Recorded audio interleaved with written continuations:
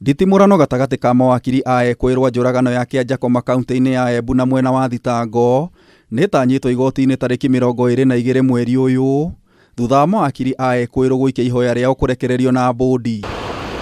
Mawakiri aya matongoretio ni Dansan Omare moigĩte gũtirĩ na gĩtũmi kĩiganu gĩa gũthiĩ na mbere na kũhingĩra ekuirwo aya. They are police officers. We are seeking that they be released on cash bail and they can do their cases outside. The evidence is so overwhelming to exonerate the 6 police officers.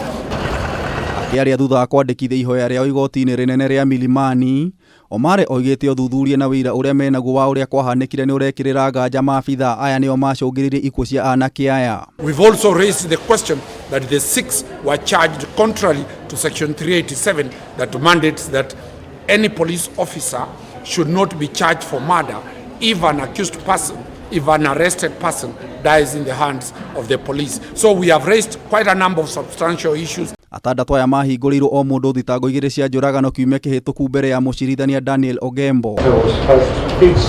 Wakiri aya ningĩ nĩ morotete mandagĩtarĩ arĩa matabanire postmortem ya kũhithũria kĩrĩa gĩacũngĩrĩirie ikuũ cia anake aya. The doctors who did the postmortem report, under the law, only forensic pathologists qualified are supposed to conduct this report. The 4 doctors, none of them is a forensic pathologist. We have written a letter to the Kenya Medical Dentist Board to confirm that those doctors are either forensic doctors or not. Uge ũyũ ũkĩaga gũtwarana na maumĩrĩra ma postmortem ĩrĩa yekĩirwo thibitarĩ-inĩ wa Embu level 5 ikĩonania anake aya makuire thutha wa nguraro njũru cia mũtwe na mbaru thutha wa kũgũthwo na kĩndũ gĩtuhu.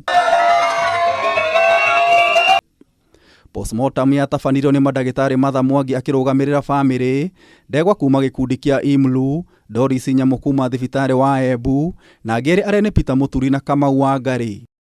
Gĩtũmi kĩngĩ mawakiri aya maraheana gĩa kwenda maabitha aya marekererio nĩ wĩira wa andũ erĩ arĩa kũrerĩkana marĩ ngari-inĩ ya borithi makiuga anake aya nĩ kũrũga marũgire. 2 of the witnesses which collaborate each other are saying they saw the 2 boys conspire, they saw the 2 boys jump out of a moving vehicle.